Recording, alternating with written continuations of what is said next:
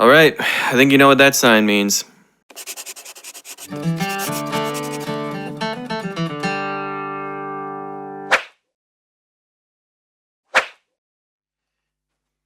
Hey folks, today I'm answering a question about descending the neck like Tony Rice. So a commenter named Avery J challenged me to explain a very specific Tony Rice passage. And as you know, I only have two weaknesses, those being challenges and being called a chicken. You chicken? That's it, isn't it? Nothing but a little chicken.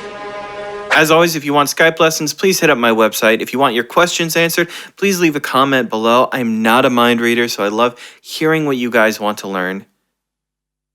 Wait a second. Let's check on that mind reading thing real quick. All right, I'm feeling it now. Do you want a video on the top 10 rap songs of 2003? No, I want a video on Bluegrass. Damn. All right, so we'll just work on that. Hey, now I'm thinking about fried chicken. You can go now. I guess if Doc Brown can't figure out mind reading, I should probably just give up too. I'm gonna read your thoughts. Anyway, Avery J left this comment. I have a really good lick for you to do a video lesson on. If you can figure it out, you've been challenged. Haha. It's on the Tony Rice album Backwaters off the title track. It starts at 54 seconds in and ends at roughly 1 minute. It's a really useful and cool descending lick. I hear Tony do this a lot, but nobody else, nor have I ever seen anybody break it down. The clip he's talking about sounds like this.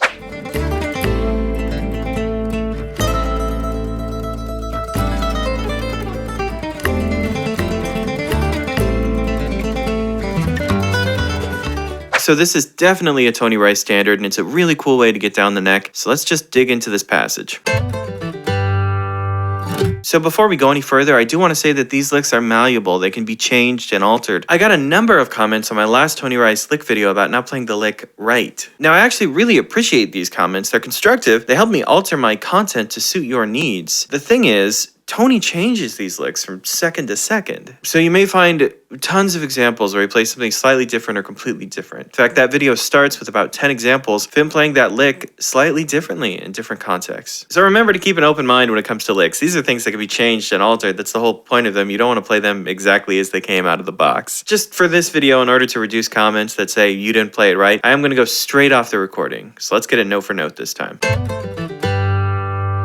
First of all, Tony does a lot of stuff around what we're actually interested in. He starts with a repeated note, just like in my How to Play That One Tony Rice lick video. Then he does the descending pattern we're actually interested in. And then after that, he does some other stuff to get out of it, but let's focus on the descending pattern because that's what we're here for. Like I said in my last video, Bluegrass licks to language. First, we need a framework to think about how this lick is constructed, and sadly, we don't have anyone here to tell us the key and all of the other information about the song. All right, guys, listen to this blues riff and B. Watch me for the changes and try and keep up, okay? Our first guess in hot bluegrass should a lot of the times be pentatonic with added color tones, and this lick does not let us down. The descending pattern is almost entirely pentatonic, so please make sure you know your pentatonic patterns. Just for remembering's sake, and because I've never put all of them on this channel before, here's all 5 positions for the key of A minor.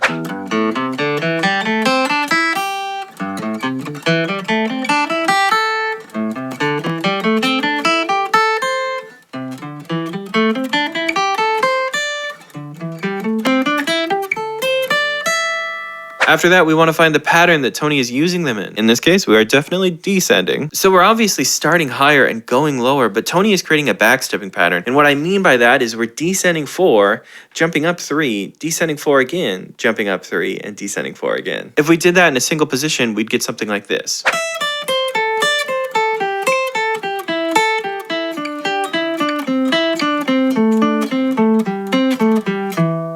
So this sounds right, but I have a big clue from Tony that he's actually descending through shapes. And that's that at the end of this pattern, he descends and he does a little bit of playing around that he always does in box 1 of the pentatonic, which would be between frets 5 and 8 in the case of A minor. So I know that I have to take this descending pattern to that shape. And this is where the cool Tony discovery comes in. Descending the notes on your E and B strings through every pentatonic shape, progressively moving downwards, will give you the backstepping pattern. Take a listen.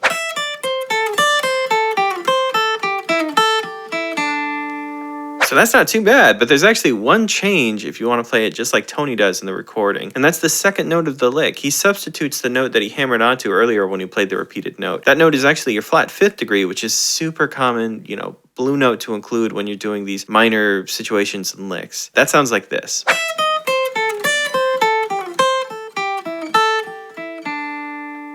All right, so there's a couple things to say moving forward. Number one, I am giving you a very long descending pattern. Tony actually does one less shape in this song, so I'm going to show you that in a second so you can see exactly how he does it, because I know that's important. The other thing is that the fingerings are really tough. It's hard to play this fast, and Tony plays it very fast. So let's talk about that.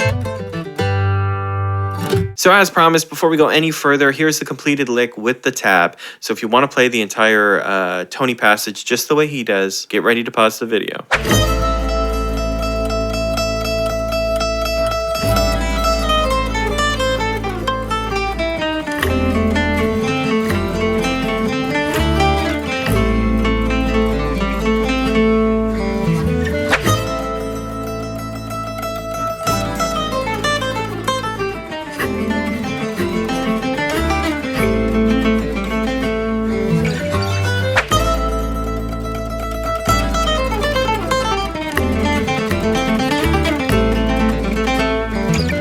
So ignoring the beginning and ending, which is just normal stuff we've probably seen before, the thing is the fingerings are trash. They're awful, and they will always be awful. So how can we generate the 1.21 gigawatts to play this lick? 1.21 gigawatts!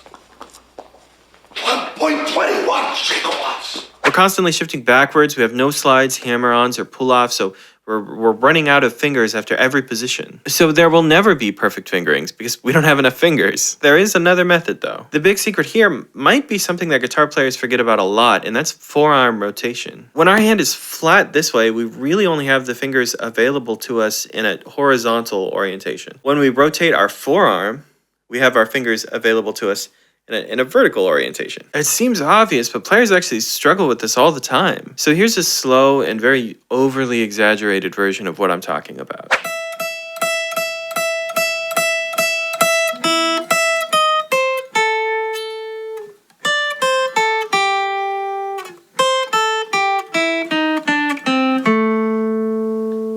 When you speed it up, the motion becomes a lot smaller, but I still believe that it's there. And if you are a player who can shift fast enough, just moving horizontally to play this pattern, that's great. That's wonderful. But I guarantee you're going to hit a speed block somewhere. You're not going to be able to play it faster. You should consider trying forearm rotation to see if it can help you pass that next hurdle. So don't brush off this technique because the current tempo is attainable.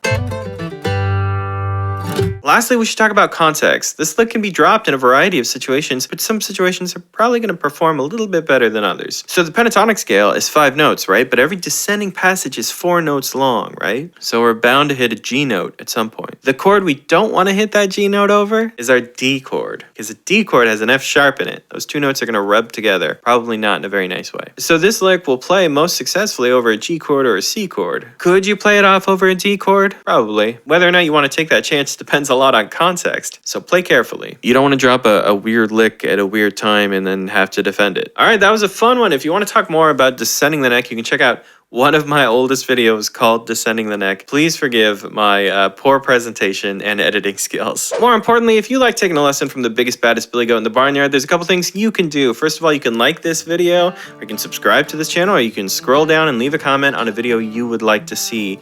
Now, if you're looking for me in other places, you can find me on the big 3 social media places. After that, you can check out my account Jazz and Grass on Instagram. It's an account I run with my friend Lyman Lipke. It's a new guitar lick every single weekday. They're all jazz or bluegrass. Now, if that's still not enough for you, you can check out my website, lessonswithmarcel.com. There you can check out all the free stuff. Maybe buy a tab, maybe sign up for a SKYPE lesson. I don't know. Up to you. I think that's it. I'll see you next time.